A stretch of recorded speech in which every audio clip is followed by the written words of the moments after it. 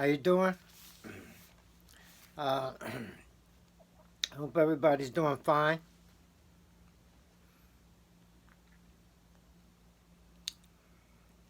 I would like you folks to subscribe, and 'cause there's a lot more to be talked about when we talk about the mythology. Today I'll talk about the science of Mam Heru.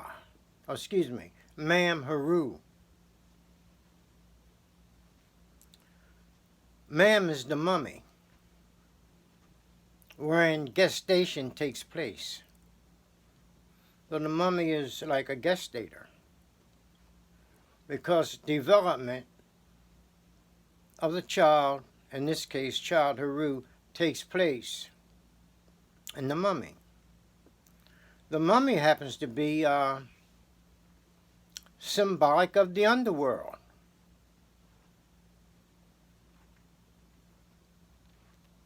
And in the underworld, people acquire knowledge. Yeah. Because they have to learn how to get out of the underworld so that they can start living life, let's say, to the ultimate. But you have to come out of the underworld to do it. So therein the knowledge is obtained. So Heru, the Mam Heru at this stage is as a child in mummy form. And he has to struggle to get through the underworld. But this is, let's say, a representation of what humans go through. For the human, the ordinary person, was considered by the ancient priests to be in the underworld. The ordinary people had not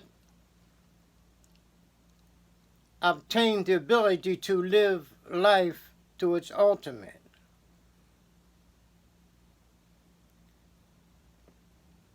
Such as various states they claim to reach in other certain cults and religions, such as nirvana, heavenly bliss, etc. Well, the human, the ordinary person, doesn't get to experience these.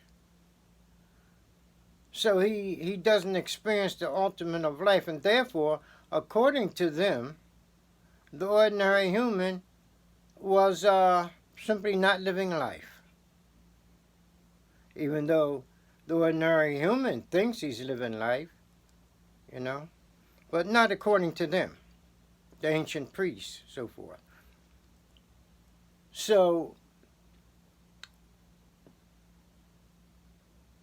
Mam Heru, the gestator in the mummy, has as his objective to live life in its highest form, we can say. So he must struggle, but as the human, he has to get rid of certain impediments, such as out of control passions. He's got to learn how to control his passions, which are, to a great extent, controlled and directed by the personality. So he has to work on the personality. He has to go through a transformation, or he has to be, let's say, refashioned. He must be typed and formed. According to the way that is necessary for him to live this higher life.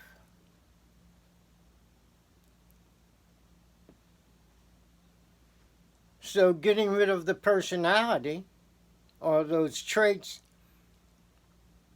those personality traits that are holding back, he can employ what they call a science called Ankh science. Now, he is, while in the mummy, he is a spark of life, a spark of the life force that has been more or less pushed to the side by the personality, pushed it by the side, like smothered the life force, which is the child or the person going through this underworld drama. You see, so he employing this force, he must use electromagnetic energy to overcome the personality traits. This involved the science, or, how do you say, Ankh science. Everyone, presume, is familiar with the instrument. Some may call it an emblem that represents life, the Ankh itself, which is a cross with a loop at the top,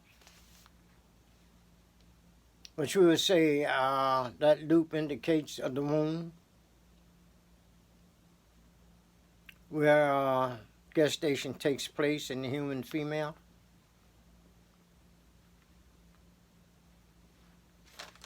Well, the Ankh is a conduit, if you will, of electricity. It conducted electricity in the old days. They used it for. And the Ankh is shown sometimes in reliefs or paintings, etc., on the tomb walls. You will see energy emanating from the Ankh.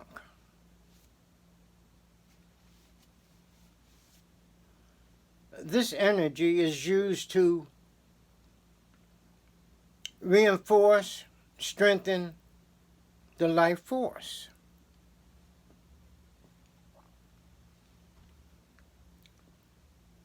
And when this is done, the entity, the life force, has the power and strength to withstand the forces of the personality that are opposed to it, that are sometimes referred to as some type of monster, dragon, or giant serpent, which is supposed to be opposed to the light, hence the life force.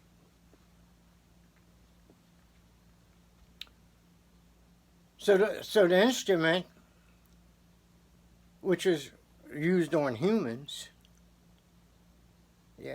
to help them overcome and to help them to the higher echelons of life, it was actually put in use. It wasn't just a symbol, it was an instrument, a tool, back in those days, you see. And the Ankh itself was connected to a battery called the Jed, you see, and was used for the purpose of raising people out of the underworld or giving them the strength to maintain their life outside of the underworld once they had made it out. But that underworld is everyday life of the ordinary person. It's not under the ground somewhere.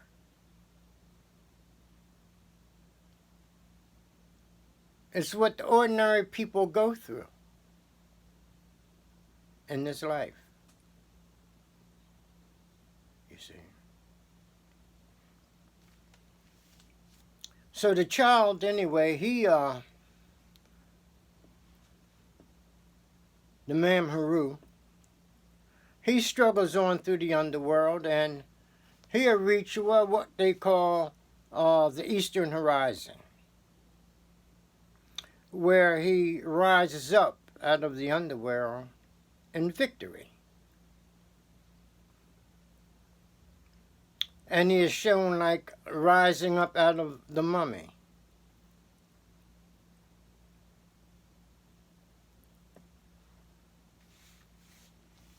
Where by this time he becomes, say, Mam Heru, who becomes, even though the child at this point, he's a child of the father. Originally, he was the child of the mother, and the mother alone.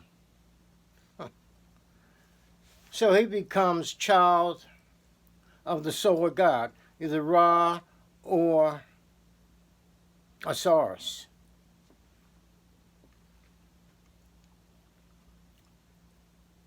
And this resurrection occurs at the spring equinox, sort of like the Christ. He rose up, well, it was in the spring, but it wasn't at the equinox. It was a week or so later. The resurrection of the Christ depended on the moon. The moon dictated the resurrection of the Christ, and the full moon. And so, Mam Heru, perhaps it was the same way. Mam Heru. It might have been the same way for him. But in any event, it might not have been, because we have the soul of God that crosses the equator, the celestial equator, around the 22nd of March each year. So this is an example of the child rising up. He becomes an adult, and he rises up out of the underworld. We say it's spring, or the spring equinox. That's Mam Heru. And like I said, that he didn't have a father originally. Yes. He was a child of the mother, and the mother alone. And she is referred to by the Father God as the widow, which gives the impression that, well, at one time she did have a husband, or that the child had a father. But it's often said that she did it alone. And when this happened, the child is viewed as weak, because it hasn't had the input or spiritual input of the father. So they put the child in mummy form.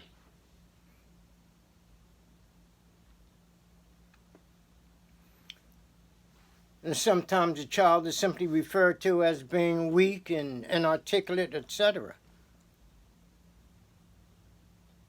which really means the same thing as being in mummy form, because in the mummy form, he's just a spark of life, just a little spark that has to be raised up to become the soul of God, the chief of the gods. Okay, thank you. We talk about this again. Subscribe and enjoy yourself.